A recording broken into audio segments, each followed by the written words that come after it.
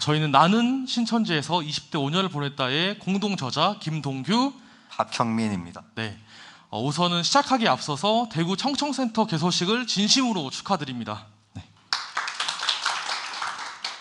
저희 같은 경우에는 이 친구는 2014년도부터 2019년 9월까지 5년 정도의 시간을 신천지에서 보냈고요.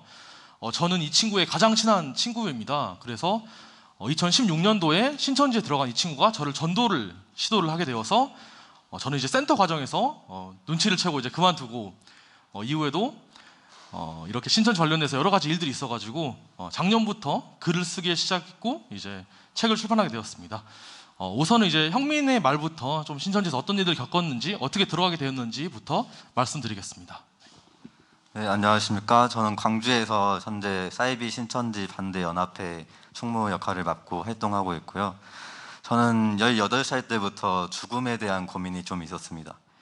그러다 보니까 어른들한테 물어봐도 왜 내가 그런 걸 고민하냐, 공부해라, 이렇게 얘기가 나오고, 그러다 보니까 혼자 고민만 하다가 그렇다면 성경을 한번 배워봐야겠다, 신이 있다면 왜 죽을 수밖에 없게 만들었을까, 이런 고민 끝에 신천지가 접근을 했고 그렇게 7개월 동안 공부를 하면서 신천지에 들어가게 되었습니다.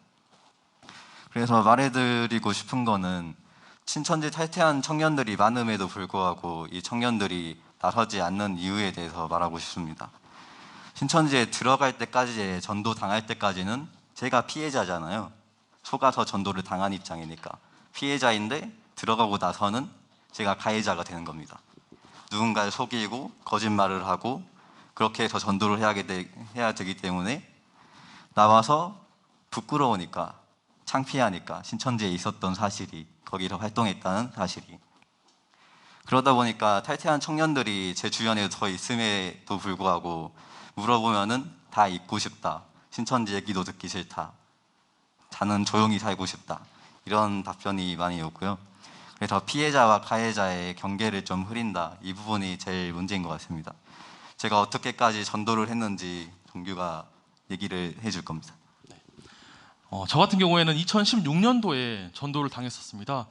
형민은 2014년도에 전도를 당해서 이제 수료를 하고 있었고, 저는 그때 대학에 막 입학한 상태였는데요.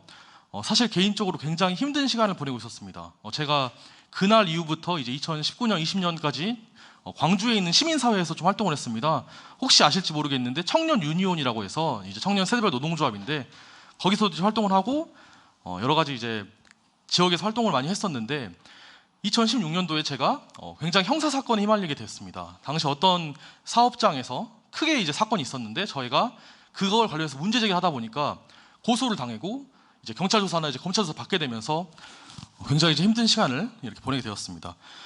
그렇게 마음이 힘들고 갈 곳이 없는 청년들에게 이제 갑자기 친구가 만나자고 합니다. 만나자고 하고 이제 같이 카페에 가니까 성경을 알면은 정말 세상을 다르게 볼 수 있고, 앞으로 뭔가 새로운 비전이나 뭐 이런 것들, 특히 유대인들도 뭐 이걸 배워가지고 똑똑해졌다 뭐 이런 얘기를 하면서 같이 공부를 하자고 합니다. 그래서 정말 저는 신천지 정말 모르고 3개월 넘게 복음방 과정을 수료하고 이제 센터에서 3개월까지 공부를 했었고요. 어느 날 이제 친구들이랑 같이 술을 마시는데 요즘에 뭐하고 지내냐니까 요즘에 공부하고 있다. 그래서 무슨 공부하냐? 성경 공부한다. 거기 신천지다. 그래가지고 그럴 리가 없다.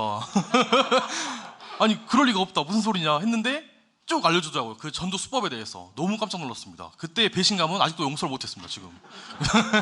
그래서 너무나 이게 당하는 입장에서 정말 큰 충격을 받을 수밖에 없고, 사실은 아까 말씀하셨지만 이제 객관적으로 종교를 판단할 수 있는 자유를 빼앗긴 상태에서 전도를 당한 거기 때문에 이거 명백한 폭력이고, 사실은 이 상황에서 전도를 당하게 되면은 어떤 분들이 이제 이렇게 말하거든요. 너가 선택한 거 아니냐. 선택한 게 아니거든요. 왜냐하면 이렇게 친구 한 명이 오고 다른 친구들이 붙습니다.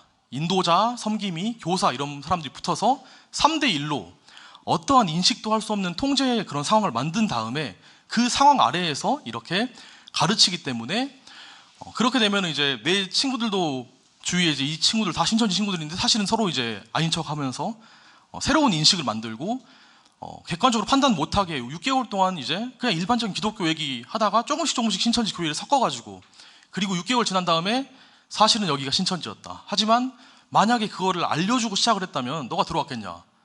오히려 속이고 했으니까 너의 영혼을 구원한 것이다. 이렇게 해버리니까 사실 인간이 어떤 선택을 정말 쉽게 뒤집을 수가 없습니다. 여러분도 그렇잖아요. 만약에 연애를 했어요. 1년 동안. 근데 저한테 뭔가 배신한 겁니다. 이 애인이. 바로 헤어집니까? 바로 그냥 응 아니야 이제 그만 만나자. 응 다시 연락하지 마. 끝. 이렇게 하는 게 아니잖아요. 그게 안 되는 게 인간이고 그렇게 될 수밖에 없기 때문에 굉장히 큰 문제고요. 특히 이제 여러 주제 중 하나가 왜 신천지에 청년들이 그렇게 많냐라고 하는데 거기에는 이제 광주 지역의 역사가 사실 좀 섞여 있습니다. 대구에 있는 신천지가 13,000명이잖아요. 광주에 위치한 신천지 베드로 지파는 39,500명입니다. 3배에 달하고요. 이쪽은 이제 광주광역시, 전남 이렇게 이 두 곳을 통솔 하는데 전라북도를 통솔 하는 도마 지파 역시 베드로 지파에서 만들었습니다. 그리고 충청권, 충청남도, 충청북도, 대전을 통솔하는 마띠아 지파 역시 광주에 있는 베드로 지파가 만들었습니다. 왜 신천지가 성장했냐?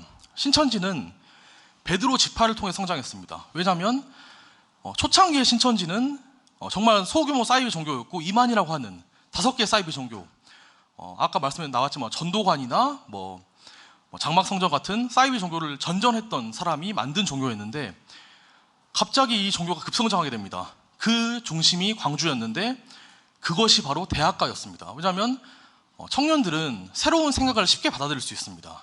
그래서 어떤 것이든 한국 사회에서 청년들을 이제 쉽게 만날 수 있는 곳은 대학가입니다. 그래서 베드로 지파 의도적으로 대학가에서 전도를 시도를 해봤는데 너무 크게 성공합니다. 그래서 이렇게 급성장하게 되었고 이 전도 수법이 전국에 전파되어서 전국적으로 이런 수많은 청년들이 지금 신천지에 빠지고 있는 이런 상황인 거고요. 사실 저도 이 3개월 과정의 센터를 한 다음에 그만두고 나니까 너무 마음이 힘든 거예요. 그래서 이제 그걸 추스리는데 좀 시간이 걸렸고 추스린 이후에는 제가 전남대학교 총학생회 관련해서 좀 활동을 했었습니다. 그런데 저는 다시는 이제 신천지랑 엮일 일이 없을 거라 생각했어요. 그래서 이제 더 이상 신천지라는 집단과는 마주칠 일이 없겠구나 하고 있었는데 제가 정말 이제 좋아하는 사람들이 전남대학교 총학생회 선거를 준비합니다.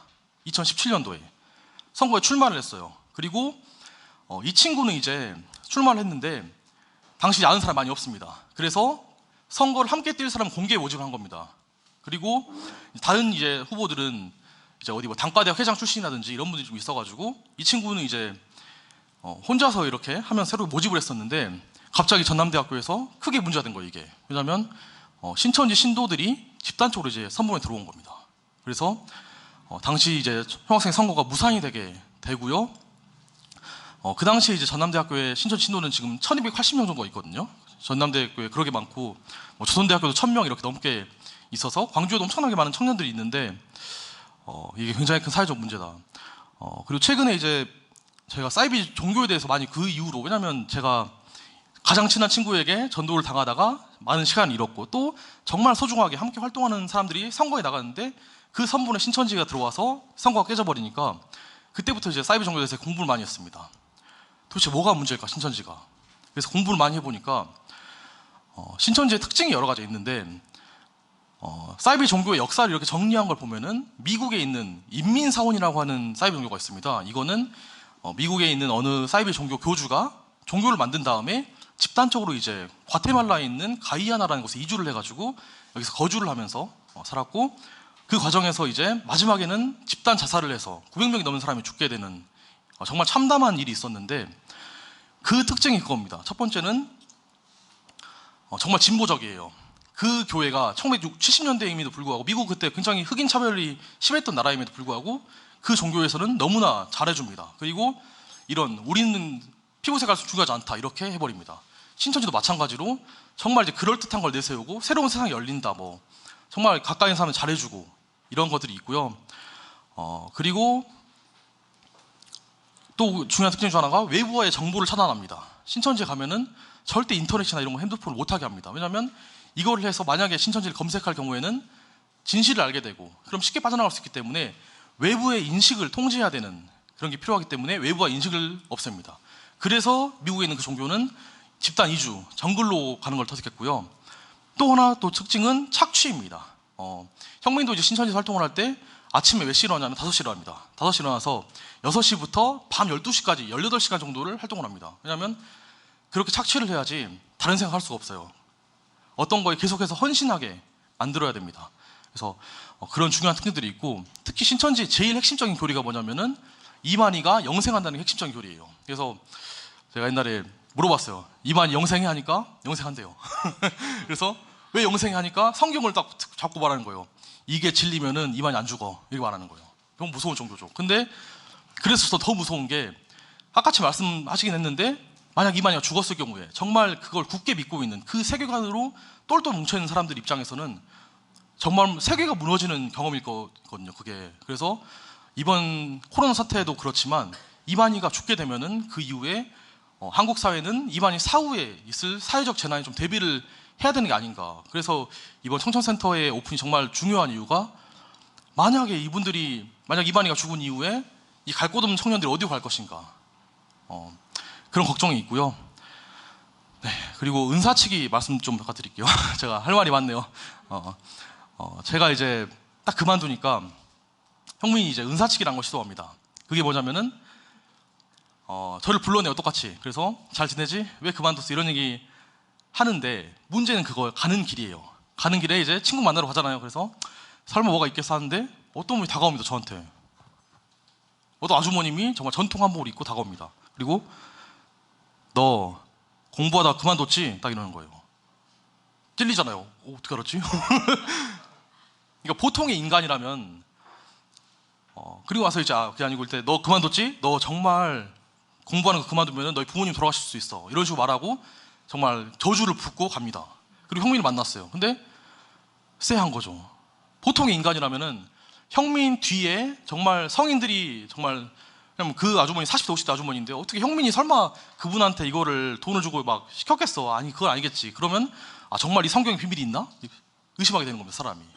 그래서 그런 것들을 사실은 외부에 있는 저 같은 사람에게도 하지만 내부에 있는 조직원들에게도 똑같이 합니다. 그래서 이렇게 뭐 강연할 때 사실 우리 신천지 이런 곳입니다, 이렇게 다 거짓말인데도 불구하고 다 믿게끔 하고 외부 정도 통제하고, 그런 것들이 굉장히 만연하고요.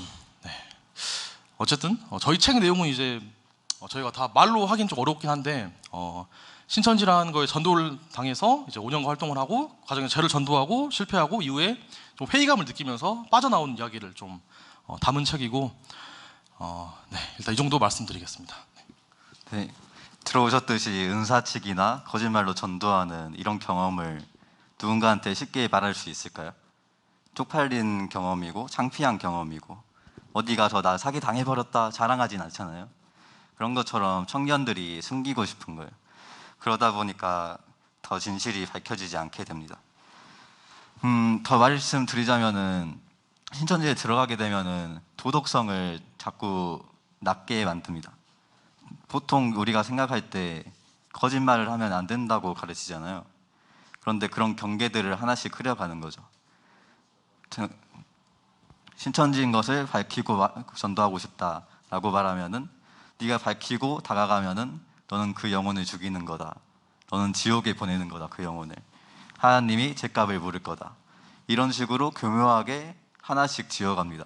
거짓말을 해도 된다, 부모님에게 속여도 된다, 개인정보를 무단으로 훌집해도 된다, 하나님을 위한 일이니까. 이렇게 되기 때문에 이들이 사회에 나가서 외면받게 되는 이유이기도 합니다. 왜냐하면 양치기 소년이기 때문에. 교회에 돌아가려고 해도 교회에도 편지를 쓰게 합니다. 나는 신천지에 와서 이렇게 행복하게 잘 지내고 있어, 이런 편지를 쓰게 합니다. 돌아갈 수 있을까요? 못 돌아가죠. 가족에게도 신변보호 요청서 말씀하셨듯이 부모님도 고소해도 된다, 부모님이 날 가둔다면, 그런 식으로 가르칩니다. 친구에게도 비도덕적인 전도를 하다 보니까 관계가 끊어지게 되겠죠. 전도를 실패하게 될 경우에는 네가 어떻게 나를 이렇게 하면서.